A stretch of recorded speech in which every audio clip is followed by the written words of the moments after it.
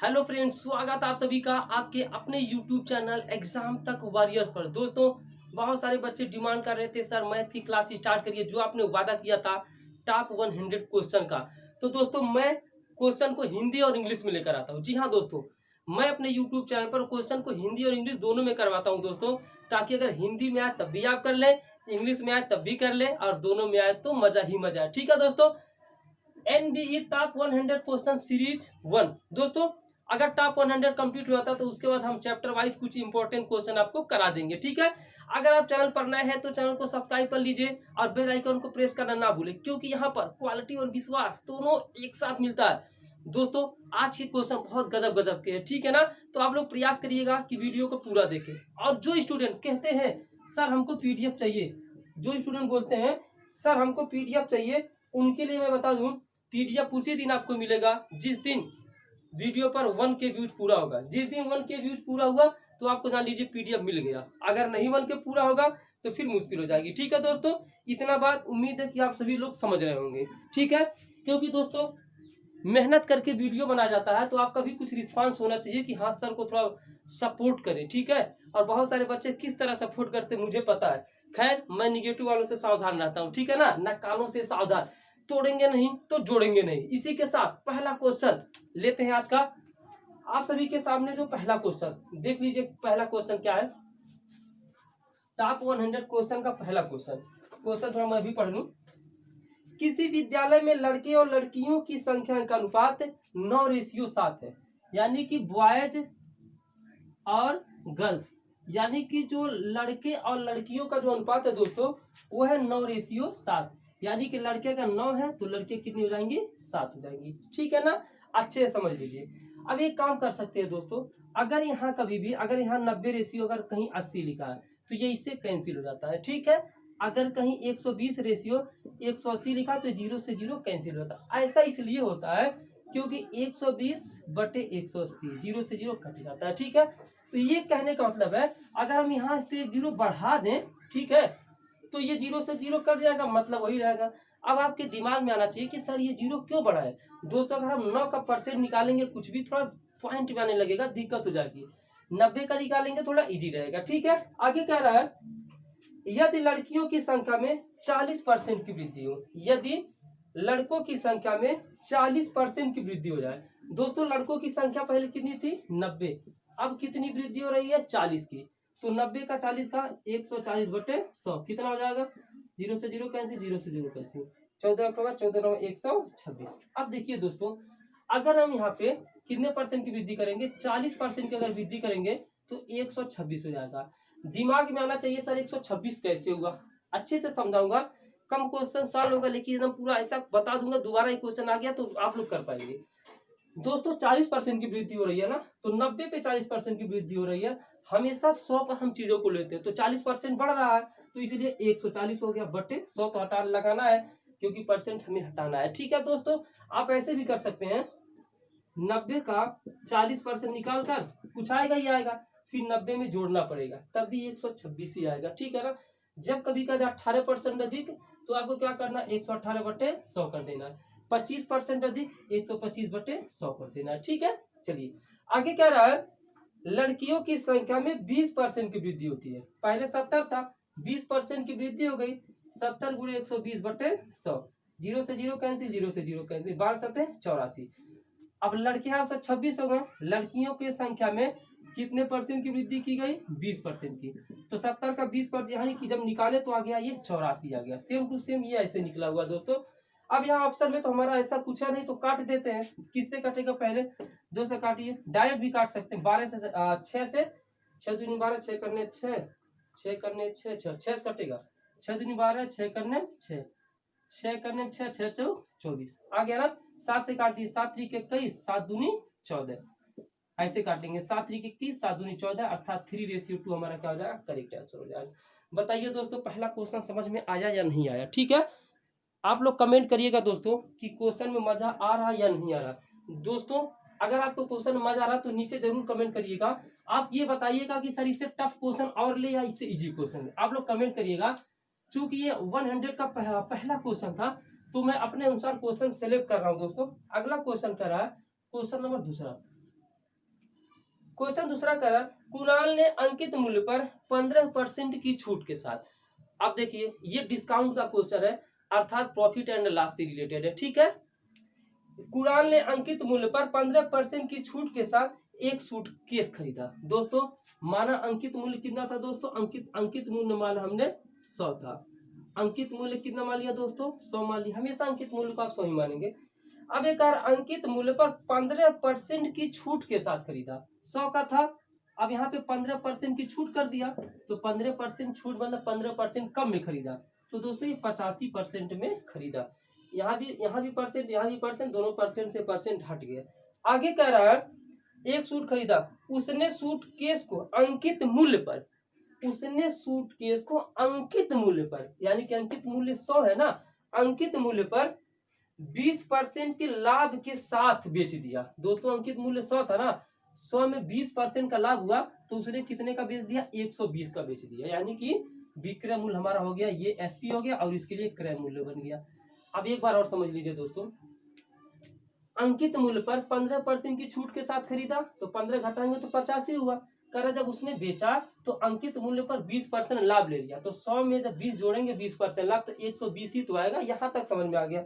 अब आगे क्वेश्चन क्या रहा है, 20% के लाभ के साथ 2880 में बेचा। किसने बेचा, 2880 में बेचा। अब ध्यान से समझ लीजिएगा, अगर ये 2880 में बेचता तो फिर हमारे पास क्वेश्चन क्या बन सकता है।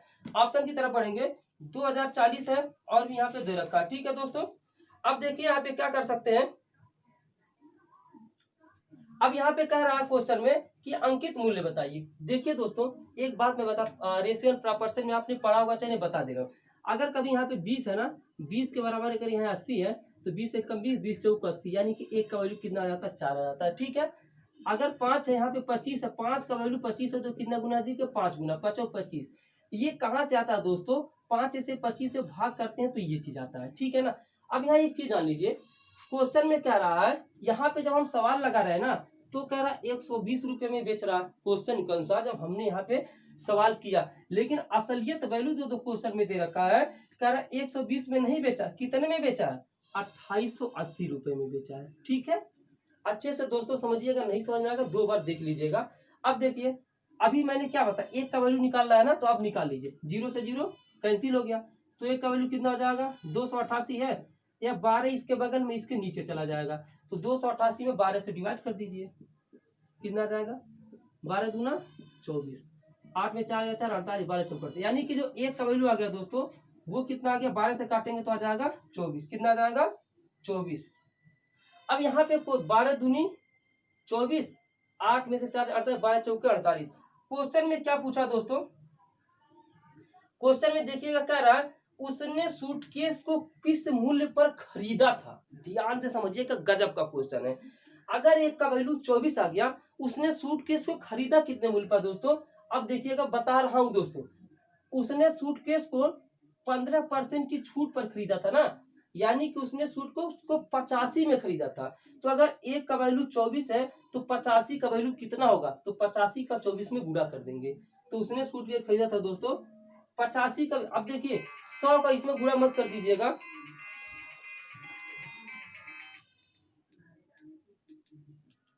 एक सेकंड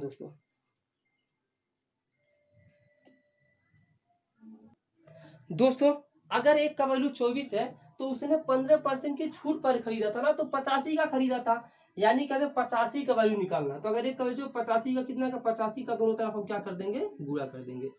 85 का 85, 85 का 24 में गुणा कर लीजिए, 4 पंजे 20, 4 अठे 32, 32 दू 34, 2 पंजे 10, 2 अठे 16, 17, 0 4 7 3 10 1 1 2, यानी क्या था कितना, 2040 रुपया। हम चले जाएंगे ऑप्शन नंबर दोस्तों ए के साथ। किसके साथ, ऑप्शन नंबर ए के साथ। दोस्तों देखिए परसेंटेज प्रॉफिट लॉस मैंने आपको रिवाइज करवा दिया है, टेलीग्राम पे मैंने जो है होमवर्क दिया था, टेलीग्राम से आप लोग जरूर जुड़े दोस्तों। 2 क्वेश्चन देखिए, चूंकि एग्जाम है ना तो मॉडरेट इजी कुछ भी आ सकता है, इसीलिए मैं हर तरह का क्वेश्चन तैयार करवा रहा हूँ दोस्तों। क्वेश्चन अगर डाउटफुल में हो तो 2 बार 3 बार एक क्वेश्चन को आप लोग देखिए, 100% आपका डाउट क्लियर हो जाएगा। धीरे धीरे ही मैं समझा रहा हूँ, ज्यादा तेज नहीं चल रहा हूँ दोस्तों, क्योंकि अभी बहुत सारे नए स्टूडेंट जुड़े हुए हैं ना, जिन्हें मैं कुछ भी नहीं आता, मैं जान रहा हूँ। क्वेश्चन थर्ड है, निम्नलिखित प्रश्न में प्रश्न चिन्ह के स्थान पर क्या आएगा? दे रखा है 108 का जो परसेंट या क्वेश्चन मार्क दिया ना हमको एक्स स्क्वायर हमने मान लिया। क्या मान लिया? एक्स स्क्वायर मान लिया बराबर 17 का स्क्वायर प्लस 386 ये कह रहा। तो कह रहा प्रश्नवाचक के स्थान पर क्या आएगा? ये क्वेश्चन आपसे पूछ रहा है कि दोस्तों प्रश्नवाचक के स्थान पर क्या, यानी इसका वैल्यू पूछ रहा है। ठीक है दोस्तों, अब देखिए क्या करते हैं, ध्यान से आप लोग क्वेश्चन को क्या करिए समझिए। प्रश्नवाचक कई वैल्यू पूछ रहा है ना, कोई और चीज तो है नहीं। हाँ चलिए, कुछ और नहीं है तो क्या हो जाएगा, यहाँ पे परसेंटेज है ना, तो क्या हो जाएगा एक्स स्क्वायर बटे 100। अब देखिए यहाँ का है ना, का मतलब होता है गुणे का चिन्ह, तो हमने लगा दिया 108।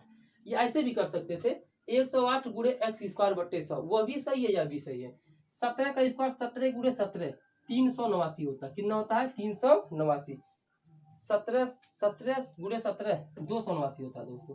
कितना होता है? 289 प्लस 386। ठीक है दोस्तों, अब क्या करेंगे, इसको हम दोनों को ऐड कर देंगे। ऐड करके चेक करते हैं 289 386 9 6 15 8 8 16 17 3 2 5 1 6 कितना आ गया दोस्तों?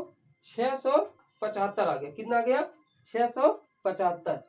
अब क्या करेंगे, देखिए 9 6 15 8 8 16 17 3 2 5 5 1 6। अब कितना आ जाएगा एक्स स्क्वायर। अब देखिए यहाँ तो आ गया 675 दोस्तों। जो यहाँ भाग करता है ना, ये क्या करता है, उधर जाके गुणा करेगा। क्या करेगा? गुणा करेगा 100। और जो यहाँ गुणा कर रहा है इधर आके क्या करेगा? भाग करेगा। बस इसी को हम सॉल्व कर लेंगे। 5 से काटेंगे, 2 से कटेगा, 2 पंचे 10 2 चौके 8, 2 से 100 भाग देंगे 50, फिर 2 से तो 27, फिर 2 से तो 25 आ गया दोस्तों। अब 27 से शायद ये कट जाएगा, नहीं कटेगा, चेक कर लेते 27 से कट रहा है या नहीं कट रहा है। 27 हम डायरेक्ट 675 दोस्तों भाग देके चेक कर रहे हैं। ठीक है ना, 27 गुना 54, 7 में 4 गया 3, 6 में 5 जाएगा यहाँ 35, यहाँ पे 5 से करेंगे 5 7 35, 5 दूनी 10 3 13, यानी कि इससे हम दोस्तों 27 से भाग करें तो 25 आ रहा है। कितना आ रहा है दोस्तों? 25 आ रहा है। तो एक्स स्क्वायर बराबर आ गया 25 गुणे 25 ही तो आया। या फिर आप यहाँ पे डायरेक्ट ऑप्शन में यहाँ दे रखा दोस्तों, ऑप्शन की बात करेंगे तो 25 ऑप्शन में है। अगर एक्स स्क्वायर बराबर 25 है तो एक्स बराबर करड़ी में 25 गुणे 25।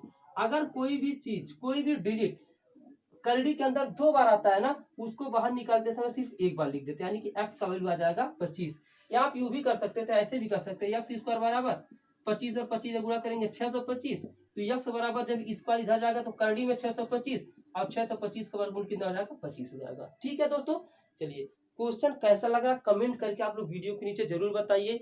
और आप लोग ये भी बता दीजिएगा कि इससे तेज चला जाए या इससे स्लो चला जाए, आप लोग ये भी बता दीजिएगा। ठीक है, और क्वेश्चन को इससे टफ और लाऊं कि इससे इजी लाऊं या यही से ही लेवल रहने दूं। ठीक है, वैसे जो क्वेश्चन है ना वो टीसीएस पैटर्न पर आधारित क्वेश्चन है जो आपका एग्जाम कराती है। ठीक है दोस्तों, तो ज्यादा प्रॉब्लम आपको नहीं क्रिएट करना है। अगर मैं कहूँ तो दोस्तों जैसा क्वेश्चन मैं करा रहा हूँ आप सेम टू एज टीच वही सब क्वेश्चन आप लोग करते चलिए, एक दिन आपको सफलता जरूर मिलेगी। तो चलिए दोस्तों अगले क्वेश्चन की तरफ आते हैं। वीडियो को लाइक कर दीजिए, अगर आप चैनल पर नए हैं तो चैनल को सब्सक्राइब जरूर करें। इंग्लिश का क्लास जल्दी होने वाला दोस्तों, मैथ के बाद इंग्लिश का ही क्लास लूंगा। आज जीके की क्लास दोस्तों नहीं होगी, आप लोग जीके का क्लास जो भी जितना है उसको रिवाइज करते रहिए। चलिए क्वेश्चन नंबर 4, क्वेश्चन चौथा कह रहा है अजय और राहुल क्रमशः 20 किलोमीटर प्रति घंटा और 30 किलोमीटर प्रति घंटा की गति से दौड़ते हैं। ठीक है ना, अजय और राहुल क्रमशः 20 किलोमीटर प्रति घंटा और 30 किलोमीटर प्रति घंटा की गति से दौड़ते हैं यदि वे समान शुरुआती बिंदु से विपरीत दिशाओं में दौड़ना शुरू कर दें। विपरीत दिशा में, यानी कि अजय यहाँ पर है, ठीक है दोस्तों, और राहुल यहाँ पर है। अजय यहाँ पर है और राहुल यहाँ पर है, ये दोनों दोस्तों विपरीत दिशा में दौड़ रहे हैं। ये इधर दौड़ रहा है, ये इधर दौड़ रहा है। एक चीज आज जान लीजिए, ये टाइम स्पीड डिस्टेंस का क्वेश्चन है और टाइम स्पीड डिस्टेंस का प्लेलिस्ट आर.एस. अग्रवाल की बुक का पूरा मैंने करा रखा, तो जिनको भी टाइम स्पीड डिस्टेंस में प्रॉब्लम है वो पूरा वीडियो देख लीजिए, डाउट क्लियर हो जाएगा। ठीक है दोस्तों, तो ये विपरीत दिशा में चलते हैं। अगर टाइम स्पीड डिस्टेंस में कभी भी विपरीत दिशा में जाते हैं ना, तो उनके चालों को हम क्या कर लेते हैं? ऐड कर लेते हैं। क्या कर लेते हैं? चालों को ऐड कर लेते हैं, याद रखिएगा। तो कह रहा है विपरीत दिशा में दौड़ना शुरू करते हैं, वह समय ज्ञात कीजिए। अब देखिए समय पूछा है ना, तो समय का फार्मूला क्या होता है दोस्तों, समय बराबर क्या होता है आप लोग बताइएगा। समय बराबर होता है दूरी बटा 4। समय बराबर क्या होता है, दूरी बटा 4। अब ये दूरी कितनी है दोस्तों, दूरी एक दूसरे से 400 किलोमीटर की दूरी, ये टोटल जो दूरी है ना ये 400 किलोमीटर। तो दूरी 400 किलोमीटर। चाल इसकी एक की चाल दे रखी 20 किलोमीटर प्रति घंटा आ जाए की, जिसकी भी हो। हाँ, और राहुल की चाल 30 किलोमीटर प्रति घंटा। दोस्तों मैंने बताया है जब विपरीत दिशा में दौड़ेंगे ना तो इनके जो चाल होते हैं उनको हम ऐड कर देते हैं। तो 30 और 20 को ऐड कर देते हैं तो 30 और 20 कितना हो जाएगा, 50। अब क्या करेंगे, 0 से 0 कैंसिल, 40 में 5 से भाग देंगे, 5/40। यानी कि वे 8 घंटे के बाद एक दूसरे से मिल जाएंगे। कितने घंटे के बाद दोस्तों, 8 घंटे के बाद एक दूसरे से मिल जाएंगे। दोस्तों इस वीडियो को पर जब 1 के व्यू आएगा तभी मैं मैथ मैराथन का नेक्स्ट क्लास लूंगा। आप लोग ध्यान रखिएगा, शेयर आप लोगों को करना। अगर रिस्पांस अच्छा मिलेगा तो ही पढ़ाओगे, तो पढ़ाने से क्या फायदा है, फालतू में एनर्जी बर्बाद करने से क्या फायदा। कुछ लोग उल्टा सीधा कमेंट भी कर देते हैं, गाली भी दे देते हैं, तो इज्जत ही क्या है टीचरों का आजकल के जमाने में। उससे अच्छा भैया चलो पढ़ो जहां मर्जी करे, पेड कोर्स ले लो, पढ़ो वहीं पर, क्या जरूरत है मेरी। अगर थोड़ा शेयर वगैरह नहीं करते हो, सपोर्ट नहीं करोगे क्लास के लिए, तो कोई क्लास कैसे चला पाएगा, आप लोग खुद सोचिए। क्वेश्चन नंबर 5 लेते हैं। क्वेश्चन नंबर 5 कह रहा है पिता की आयु उसके पुत्र की आयु की 3 गुनी है। ध्यान से समझिएगा, पिता की आयु, ये एज रिलेशन का क्वेश्चन है दोस्तों। किसका क्वेश्चन है, एज रिलेशन का क्वेश्चन है, यानी कि आयु संबंधी प्रश्न ये है फिलहाल में आप सभी के सामने। कह रहा है पिता की आयु उसके पुत्र की आयु की 3 गुनी है। यहाँ पे हम लिखते हैं पिता की आयु, यहाँ पे लिखते हैं पुत्र की आयु, ठीक है ना। कह रहे जो पिता की आयु है पुत्र की आयु की 3 गुनी। अगर पुत्र का आयु अगर 1 वर्ष है तो पिता की आयु कितनी हो जाएगी दोस्तों, 3 वर्ष हो जाएगी। इस तरीके से क्वेश्चन करते हैं। अगर कहता पिता की आयु 5 गुनी है तो पुत्र को 1 मान के पिता में हम 5 कर देते हैं, ठीक है दोस्तों। आगे कह रहा है 10 वर्ष बाद, दोस्तों 10 वर्ष बाद क्या ना, तो 10 यहाँ भी जोड़ेंगे और 10 यहाँ भी जोड़ेंगे, ठीक है ना। 10 वर्ष बाद पिता की आयु उसके पुत्र की आयु की 2 गुनी हो जाएगी। इस बार यहाँ 2 गुनी हो गया, ठीक है ना। अब यहाँ पे एक थोड़ा सा कंफ्यूजन क्रिएट होगा दोस्तों, अच्छे से समझा रहा हूँ, रिएक्ट मानकर भी बता दूंगा, परेशान ना रहे। अब देखिए दोस्तों, यहाँ से 3 से 2 पर आए ना तो एक्चुअल में कितने का गैप हुआ दोस्तों, यहाँ पे 3 से 2 में 1 का गैप हुआ, लेकिन कह रहा 1 का गैप नहीं 10 का गैप है। यार आखिर 3 से पहले पिता की अब 3 वर्ष थी, अब 2 वर्ष हो गई, तो 1 का अंतर आया ना। कह रहा 1 का अंतर नहीं, ये 10 का अंतर है, ये चीज समझ गए। लेकिन यहाँ पे दोनों तरफ दोस्तों बराबर होना चाहिए ये केस। अगर दोनों तरफ बराबर नहीं है तो फिर दिक्कत में आप हो जाएंगे। यहाँ पर भी 1 वर्ष, यहाँ पर भी एक में से एक 0, सर ये तो बराबर नहीं हो रहा। अगर यहाँ डिफरेंस 1 आ रहा है दोस्तों, अगर यहाँ पर डिफरेंस 1 है तो यहाँ पर भी डिफरेंस 1 होना ही चाहिए, ठीक है। अब इसके लिए तो बराबर नहीं, तो सर हम क्या करें, इसके लिए उपाय बता दे रहा, आप लोग जान लीजिए। उपाय क्या है दोस्तों, देखिए 2 और 1 का गैप कितना हो गया 1, और 3 और 1 का गैप कितना हो गया 2। तो करना क्या होता है, 1 का गुणा इन में करेंगे तो यही, यानी कि जो इनका डिफरेंस आता है ना इसका हम गुणा कर देते हैं, ठीक है दोस्तों। तो 3 में से 2, अब देखिए 2 का गुणा हम करेंगे, 2 का गुणा 2 में करेंगे 2 दूना 4, और 2 का गुणा में करेंगे 2 करने 2, यानी कि अब ये रेशियो नहीं रखा, अब ये नया रेशियो ये हो गया। अब यहाँ जो 1 आया था तो 1 का गुणा करेंगे तो ही होगा। अब देखिए दोस्तों 3 से 4 पे 1 आया ना, 1 का वैल्यू 10 दे रखा है, यहाँ 1 से 2 हुए, यानी कि यहाँ भी अब कंडीशन सही होगा, इसको चेक कर लीजिएगा। 1 का वैल्यू 10 हो गया, तो दोस्तों पिता की आयु कितनी हो जाएगी, पिता की जो आयु होगी दोस्तों, अगर 1 10 के बराबर है तो 3 का वैल्यू कितना होगा। अभी इस तरह के क्वेश्चन बहुत ज्यादा आपको देखने को मिलेंगे। अगर ये पहला क्लास आपका है ना तो ये नहीं समझिए सर नहीं समझ में आ रहा, यार 2-3 क्लास तो लेने दो, धुआं ना कर दिया तो फिर कहिएगा कि बैजनाथ सर कैसा पढ़ाते हैं मैं, ठीक है। पेड कोर्स से भी बेहतर क्वेश्चन लाता हूं मैं, ऐसा वैसा भले से ही मतलब ही मैंने चैनल स्टार्ट किया है, लेकिन समझाने में कोई कमी नहीं करता हूँ, जी जान लगा देता हूँ दोस्तों। तो अगर 1 का वैल्यू दोस्तों 10 है तो 3 का वैल्यू कितना हो जाएगा, 10 3 30, यानी कि पिता की जो वर्तमान आयु है वो 30 वर्ष हो गई। पुत्र की दोस्तों, पुत्र का 1 है तो 1 का वैल्यू 10 ही है, तो यहाँ पे 10 कर देंगे, यानी कि पिता की आयु 30 वर्ष, पुत्र की आयु 10 वर्ष। अब क्वेश्चन में थोड़ा आगे चलते हैं। कह रहा है तो उसके भी 5 वर्ष बाद, उसके भी 5 वर्ष बाद, यानी कि 10 साल ये दिया था ना, और इसके भी 5 वर्ष बाद, यानी कि हम इसमें जोड़ेंगे 15 साल, अभी तो 10 5 15 होगा, और इसमें भी जोड़ेंगे 15 साल। तो कह रहा नया रेशियो कितना बनेगा, तो 30 और 15 जोड़ेंगे 45, 10 और 15 जोड़ेंगे 25, यही तो हुआ। तो कितना हो जाएगा दोस्तों, अब ये देखिए पिता और पुत्र का नया रेशियो, पिता का कितना है 45 और पुत्र का कितना है दोस्तों 25। अब यहाँ इसको काट देंगे, 5 9 45, 5 25, यही हमारा क्या हो जाएगा 9:5 आंसर। और हम चले जाएंगे दोस्तों ऑप्शन नंबर बी के साथ। किसके साथ, ऑप्शन नंबर बी के साथ।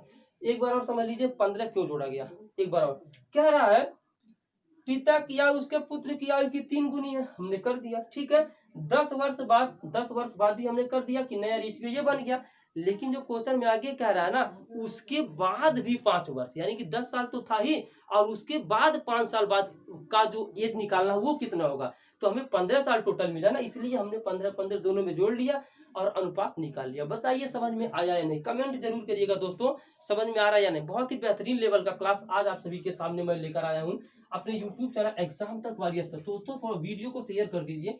शेयर इसलिए कहता हूं दोस्तों, ताकि जब तक आप पूरा फुल सपोर्ट नहीं करेंगे मैं कैसे जो है करा पाऊंगा क्लास। आप लोग सोच लीजिए, क्वेश्चन नंबर 6 लेते हैं, और स्पीड इससे तेज रहे या इससे धीमे, आप लोग कमेंट करके बता दीजिएगा। और क्वेश्चन के लेवल यही रहे, या इससे टफ लूं या इससे इजी लूं, आप अपने अनुसार कह दीजिए, या फिर मैं अपने अनुसार कराऊं, जैसा भी आपको अच्छा लगे कमेंट जरूर कर दीजिएगा। अगला क्वेश्चन, क्वेश्चन नंबर 6 कह रहा है 256 और इसके ऊपर है 0.16 इंटू, फिर कितना है 256 0.34, ये चीज है, इसका वैल्यू कितना होगा, ठीक है।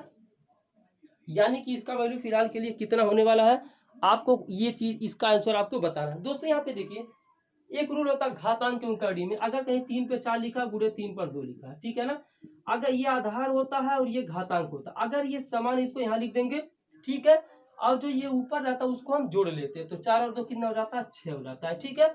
सेम टू सेम कंडीशन आप देखिए यहाँ पर है 256 दोनों में ना, तो इसको लिख दिया, और ये गुणा का जो ऊपर है ना जो घात है उसको जोड़ देंगे, तो 0.16 प्लस 0.34 कितना हो जाएगा 256, इसको जोड़िए कितना हो रहा है 0 प्लस 0.34, 6 4 10, 3 1 4 1 5, 0.50।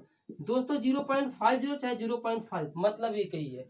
अब 0.5 का दोस्तों मतलब क्या होता है, एक बात बता दीजिए। 0.5 का मतलब आधा ही तो होता है यार, कितना आधा ही तो होता है।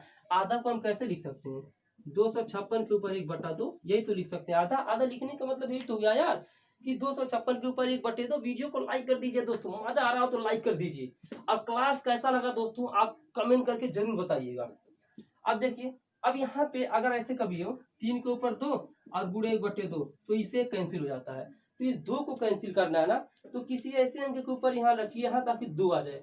सो अब देखिए 14 के ऊपर 2 लिखते हैं, यानी कि 14 गुणे 14 कितना होता है, 4 चौको 16, 4 करने 4 1 5, 1 चौके 4 करने 6 5 9, 196 होता है। यहाँ 256 दिया है।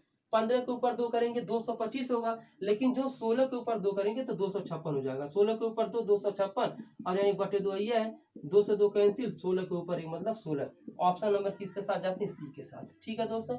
इस तरह की भी क्वेश्चन अगर आपके एग्जाम में आ जाए ना तो फिर मजा आ जाए, ठीक है दोस्तों। आगे चलते हैं, आप लोग जिस भी सब्जेक्ट को कहेंगे उस सब्जेक्ट का मैं टॉप 100 से भी ज्यादा क्वेश्चन करा दूंगा, ये मेरा वादा है, बशर्ते। अब देखिए दोस्तों, अगर आप लोगों का सहयोग रहा तो, सहयोग आप लोगों का रहेगा तो भी मैं आगे कराऊंगा। अगर आप सहयोग नहीं करेंगे, शेयर नहीं करेंगे, लाइक नहीं करेंगे, तो बताइए इतना मेहनत करके क्या फायदा है। आप लोग खुद सोच लीजिए कि कोई फ्री में क्लास दे रहा है तो आपकी भी कुछ जिम्मेदारी बनती है कि उसके प्रति आप लोग अच्छा कमेंट करें, वीडियो को शेयर करें, और क्या अच्छा उसको बताएं, ठीक है। 7वां क्वेश्चन, 7वां क्वेश्चन एवरेज का है। किसका दोस्तों, एवरेज का। कह रहा है एक नाव में बैठे, कोई नाव है, ठीक है, यहाँ नाव है, कोई नाव है। एक अभी अच्छा यार मैं कला का टीचर अच्छा बेकार बना, कोई बात नहीं, संतोष करिए, आप अच्छा बना लीजिए कॉपी पर। एक नाव में बैठे 5 व्यक्तियों का औसत वजन 48 किलोग्राम है। औसत मतलब होता क्या है, औसत मतलब होता है कुल योग बटे संख्या। क्या होता है, कुल योग बटे कुल संख्या। जैसे मान लीजिए 1 3 5 7 9, इसका कह दिया कि औसत ज्ञात करो, तो आप क्या करोगे, पूरा जोड़ दोगे, 9 7 16, 16 5 21, 3 24 25, और बटे 1 2 3 4 5 से भाग दोगे, औसत निकल जाए, 5 1 5 5 25, औसत 5। इस तरीके से हमें दोस्तों औसत निकालना होता है, ठीक है। इस तरीके से हम क्या निकालते हैं, औसत निकालते हैं। अब यहाँ देखिएगा, अब देखिए ध्यान से समझिएगा, औसत बराबर यहाँ पे रहेगा कुल योग बटे संख्या, लिख ही दे रहे हैं, कुल योग बटे संख्या। ध्यान से देखिएगा, मजा ना आए तो फिर कहिएगा, वीडियो को लाइक करने पे आप 100% जो मजबूर हो जाओगे। कह रहा एक नाव में बैठे 5 व्यक्तियों का संख्या कितना दे रखा दोस्तों, 5 व्यक्तियों का, जो औसत 48 किलोग्राम है, तो औसत 48 है, तो औसत के नीचे तो 48 लिखेंगे। अब यहाँ पे कुल योग निकल जाएगा, कुल योग, तो कुल योग बराबर कितना हो जाएगा दोस्तों, इसके नीचे एक रखेंगे तो क्रॉस मल्टीप्लाई कर देंगे, कुल योग का इधर आएगा कुल योग, कुल योग बराबर 5/40, 5 चौक 20 4 24। तो दोस्तों कुल योग यहाँ पे आ जा रहा है 240। दोस्तों यहाँ पर कुल योग कितना जा रहा है 240। लेकिन जो अगर हम बात करें आगे की बात करें, थोड़ा सा आगे जो कह रहा है, यह आगे ये कह रहा है कि नाव सहित उसमें बैठे व्यक्तियों का औसत वजन 52 किलोग्राम है। अगर नाव को भी ले लिया जाए और उसमें बैठे व्यक्तियों का वजन ले लिया जाए तो कितना हो जाता है 52। अब एक बात बताइए, नाव में 5 व्यक्ति बैठे थे, तो 5 व्यक्ति का औसत जो भी था, लेकिन अगर जो नाव को ले लेता है, यानी कि तब कुल संख्या कितनी हो गई 6 हो गई। तो जब कभी भी कुल योग निकालना हो दोस्तों ना, कुल योग अगर हम ये तो 5 का था ना, यहाँ पे ये 5 का कुल योग था, किसका था 5 का, यहाँ कुल योग कितने का 6, कुल योग सेम टू सेम यही कंडीशन फिर अप्लाई होगा। औसत दे रखा दोस्तों 52 किलोग्राम और लोग कितने हैं 6। हमेशा अगर आपको ये सब नहीं लिखना है ना, अगर कुल योग निकालना तो औसत में जितने कुल संख्या है तुरंत ही मल्टीप्लाई कर दीजिए। तो गुणा करेंगे 6 दूनी 12, 6 पचे 30 31, 312 होगा। एक बात बताइए, 5 व्यक्तियों का औसत 240 है, 6 व्यक्तियों का औसत 312 है, तो कहीं ना कहीं तो उस नाव का वजन कितना होगा यार, घटा देंगे तो पता चल जाएगा ना नाव का वजन कितना होगा। इसमें नाव को इंक्लूड नहीं किया था, इसमें नाव को इंक्लूड किया है, तो कहीं ना कहीं यहाँ ज्यादा है तो घटाएंगे। तो दोस्तों नाव का वजन कितना हो जाएगा 312 माइनस 240, घटा दीजिए, 2 आ जाएगा, 11 में 4 जाएगा 7। इस तरीके से 72 किलोग्राम इसका क्या था करेक्ट आंसर। हम चले जाएंगे ऑप्शन नंबर बी के साथ। किसके साथ दोस्तों, ऑप्शन नंबर बी के साथ। तो दोस्तों ये था टॉप 100 क्वेश्चन का 7 तक का क्वेश्चन करा दिया, मैं 10 तक का क्वेश्चन कराता, लेकिन मैं आपसे राय जानना चाहता हूं कि क्वेश्चन का लेवल दोस्तों सही है या नहीं सही है, और टफ रखा जाए या इजी रखा जाए। और वीडियो को दोस्तों शेयर करो, 1K तक आप पहुंचाए, फिर अगले जो है टॉप 100 कम से कम मैं 15 क्वेश्चन कराने का प्रयास करूंगा और 22 तक पहुंचेगा, ठीक है। मजा आएगा दोस्तों, परेशान मत रहिए, मेरे ऊपर आप सभी छोड़ दिए, बस आप लोग पॉजिटिव कमेंट करिए, पॉजिटिव रहिए। तो चलिए वीडियो को लाइक कर दे और शेयर करिए और यूं ही मुस्कुराते रहिए, ठीक है दोस्तों। चलिए एंड करते हैं, थैंक्स फॉर फुल वॉचिंग।